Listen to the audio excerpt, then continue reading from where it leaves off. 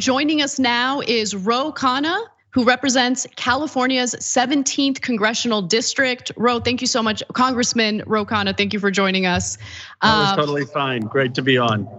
So you just voted on the assault weapons ban, which was reported to have passed the House, which is great news. A lot of great legislation tends to pass the House, and then it immediately stalls in the Senate, and it's been frustrating to watch, certainly as a progressive who wants incredibly important social spending bills to pass. But I'm curious, do Democrats in Congress fully grasp the rage that voters are feeling toward them in their inability to get anything done through the Senate? Yes, I mean, I shared that extraordinary frustration. I think this week has been a good week on two things. One, we passed the CHIPS Act, the Make It in America Act, basically, which will bring back semiconductor manufacturing and have $80 billion of investment in science and technology, including clean technology, clean steel, which is needed for offshore wind. That Endless Frontiers part was my bill. I've been working on it for 3 years, and it finally passed. And so that's good news. And then, I've been working to reach out to Senator Manchin at some criticism from progressives, but looks like Schumer has a deal, $300 billion of climate investment. If we can get that done, it would be huge. Now, we've got to be careful because there are going to be the corporate interests that are going to try to get rid of the carried interest, the closing of the carried interest loophole. And it's still not a done deal. But putting this, if we can actually get this through the Senate and the House, that's significant. Okay, so why don't we start with that specific topic? Because it is being celebrated. Of course, you have members of the Democratic Party celebrating this negotiation and deal reached by Manchin and Schumer. You have the media also piggybacking off of that excitement. I've been more of a downer on the legislation. Maybe it's because of the fact that we were promised so much more, a much larger comprehensive bill that would have included incredibly important provisions like universal child care, free public college, money to help support elder care. I mean, the list goes on and on and on. And when you look at the end result, it's a whittled down piece of legislation that provides, yes, the largest amount of money ever appropriated in US history toward combating climate change. I will grant you that, but that is an incredibly low bar considering the US has never really taken climate change seriously and has never really appropriated much money for that cause. And then you have the issue of expanding drilling, which is why Joe Manchin signed on to it. Let's not whitewash Joe Manchin's #1 priority, which is Joe Manchin and his personal profits, including the $500,000 he makes every single year from his personal investments in the coal industry. So he wants to expand drilling for natural gas on public lands, which will be to the benefit of these private fossil fuel companies, which will release more methane into our atmosphere, which is incredibly damaging to the environment. And I'm trying to understand how that is in any way good news and how that doesn't counteract some of the positive climate elements of this legislation. So a couple points. First, as you know, I was a co-chair of Bernie Sanders' campaign. Obviously, I support free public college. I supported the original version, which was the Sanders version that had Medicare expanded to have dental, vision, and hearing. We needed universal child care. So I agree with you that the original version was much stronger on a lot of issues. But this is a huge win. It's why Sunrise, it's why almost every environmental group has come out for it, liberal, progressive environmental groups. And there are two reasons. One, it's $300 billion in investment in solar and wind and battery in clean technology. And that's gonna unleash trillions in terms of the private sector investing in clean technology. Ryan Grimm has a great piece on this about how we wanna see a speculation not in social media, but in clean technology. And I grant you that the bill has a provision that is problematic, and that is for every lease that is sold for renewables, there must be a lease that is sold for fossils. Now, that doesn't mean that it'll be permitted, and it is problematic, but most of the environmental groups who have looked at it say that on balance, this is going to reduce emissions dramatically, 30, 40%, and is not just the most that we've ever invested, but the most we've invested by an order of magnitude of 10. Is it enough? No, but it's a significant. So, the other concern is that, and I've seen this happen so many times where, you have the one bad guy corporate Democrat who stands in the way of the legislation, and then he'll get all of the concessions he wants. And then as soon as we think it's gonna pass, the other bad guy corporate Democrat in the Senate gets involved, Kyrsten Sinema in this case. And she's been on the record, she's vociferous in not wanting to raise taxes on corporations and her donors. And so is there any reason to believe that the final piece of legislation will raise taxes on corporations at all? I know the way it's written now includes a minimum 15% corporate tax rate.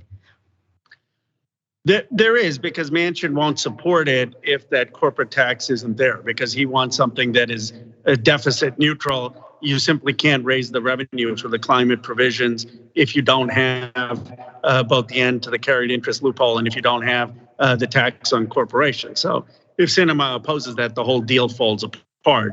Manchin won't support something that's deficit spending. So I am. You never know, and I share your concern. Sinema has tried to derail these in the past, but so far she has not criticized it. And you have now a unanimity between the president, the speaker, the Senate majority leader. You have the Progressive Caucus behind it. So we may actually get this done. And look, this is where progressives should celebrate this, because two reasons. This would never have happened if it wasn't for the progressive movement, if it weren't for folks, TYT watchers, Sunrise activists, people who sat and protested in offices. That's why we're getting the big climate number. Otherwise, that would have been long jettisoned. And it shows that progressives, I have been talking to Senator Manchin and participating for almost a year, but I made it clear that we can't compromise on the massive climate spending, and this will show that it's actually progressives who are willing to get things done in progressive activism that's driving this. So if the deal looks similar to what it is now, this is something that we actually should celebrate. So look, I'm not taking away the fact that there are some good components to it, particularly efforts to spur more investment in renewable energies. I am definitely concerned about expanding drilling on federal lands, the same federal lands that our government told us we couldn't provide abortion services on, the same federal lands that these fossil fuel industries will get to profit off of, and they will get to privatize those profits off of federal lands. And then the methane that's released into the air, into the atmosphere, which of course is incredibly damaging to the environment, the cost of that will be socialized. That is what we've seen time and time again. And I hear what you're saying. This is the first time the United States, through legislation, has done something, at least a little significant in combating climate change and spurring investment in renewables. However, I will also say that there hasn't really been much commentary or much analysis on how much of an impact that drilling for natural gas will have. One other thing I'll just mention, and I want to go to graphic 5 here, because this line is so deceptive, and I'm so tired of politicians both in the Democratic Party and Republican Party repeating it. So Manchin emphasized that it would spur American energy independence more broadly, including by encouraging natural gas, as the war in Ukraine has exposed domestic reliance on petrostates fossil fuel production. Let's discuss that for a moment, because fact of the matter is we're talking about private companies, private fossil fuel companies specifically, drilling for natural gas, and there is absolutely nothing stopping them from exporting what they drill for here in the United States. In fact, the United States is already the top producer of oil and natural gas, and the United States is the top exporter of oil and natural gas. There is nothing in place to stop these companies from selling these products to the highest bidder. And was that something that was considered in this legislation or no? So I have called for an export ban. You're absolutely right. We had an export ban before 2015. It would be one of the most dramatic things the president could do to reduce price. In fact, when you had an unfortunate explosion in Louisiana on a natural gas pipeline, you actually saw that the price dramatically fell in the United States because that was the facility that was there to export. And when the export capability was destroyed, this price suddenly fell for a while. So you're right on the export ban. That is something that hasn't been taken up by the administration. I've been pushing for it. But I just want to be clear, this legislation doesn't allow more drilling. I mean, it doesn't do anything to actually permit drilling. It does allow for more sale of leases, and which I oppose. But the permitting is still with the administration, and they can deny the permitting on the drilling. Now, the Manchin has said he wants to have expedited permitting and take that up, but that's a fight that we can have in the fall to make sure that the expedited permitting doesn't apply to some of the drilling in fossil fuels. But as the current framework is, that is not in there. There's no permitting on drilling. So since you mentioned, upcoming fights, I want to ask, and moving away from this legislation to talk about something a little different, when it was already pretty much known that the Supreme Court was going to strip women of their reproductive rights in this country, rights that they've enjoyed for nearly 50 years, it really seemed as though the Democratic Party overall did not get together for to orchestrate some sort of messaging, some sort of collaborative response to it. It kind of seemed like even after the leak, when Roe was officially reversed by the Supreme Court, Democrats appeared to be flat-footed on the issue. What was going on behind the scenes in Congress? Were there any discussions about how to tackle this effectively? Not enough. I mean, we were meeting as a progressive caucus, pro-choice caucus. I was pushing the bill to have term limits on the Supreme Court justices. We were saying let's have abortion clinics on federal land. We were saying let's go after this court as illegitimate, as having been packed and stacked. Let's have hearings for people who have lied and plan to announce hearings for people who lied to the Senate. Let's point out that it's already a packed court. It's Mitch McConnell who packed that court.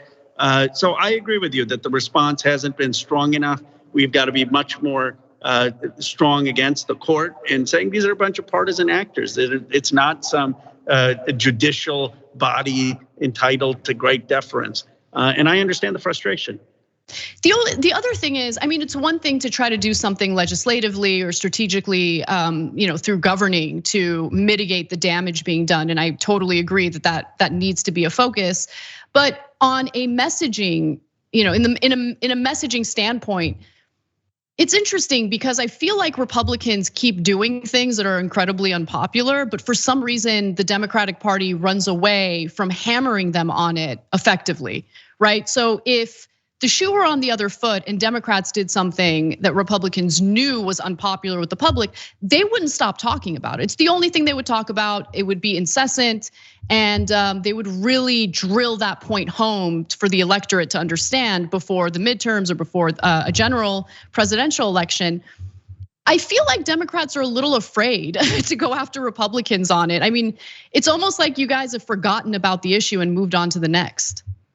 Well, certainly the Progressive Caucus hasn't, and I agree with you, we shouldn't be afraid. This is a issue that polls at 70% of people agree with us, and it's an issue of freedom. It's an issue of, do women have rights over their own bodies? Do we have the federal government interfere in the most private of decisions? And you have, this appeals to not just Democrats, it appeals to suburban Republican men and Republican women. So we ought to make this a central contrast throughout the country in the campaign and say that this is a place where the Democratic Party stands for non-extremism of moving this country forward. They're taking away people's rights that have been there for 50 years. And by the way, it's a bunch of unelected elites on the Supreme Court who are taking away these rights. I agree with you that the messaging can be stronger, should be stronger. And final topic, I'll just jump into real quick because it continues making news.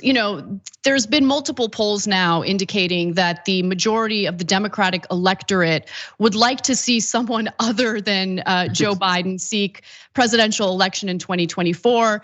You were unequivocal in your support for Biden during an interview with CNN. This is the first graphic where you say, "I plan to support Biden because of the danger that Donald Trump poses.